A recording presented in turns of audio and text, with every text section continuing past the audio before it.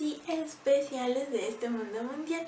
Bueno, como pueden ver en este video, les voy a traer un maquillaje muy felino esta vez, ya que estamos en esas temporadas de Halloween o Noche de Brujas, como prefieras llamarlo.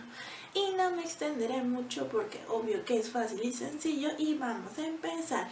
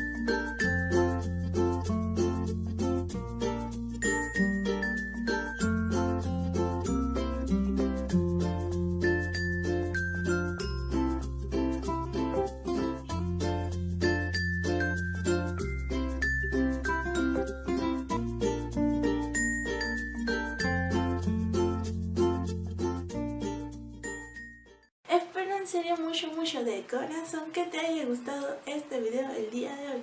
Recuerda que tengo mis redes sociales por aquí y hoy te saluda Miki la dinosaurio y voy a estar con este disfraz cada vez que tenga que subir un video de Noche de Brujas. Bye.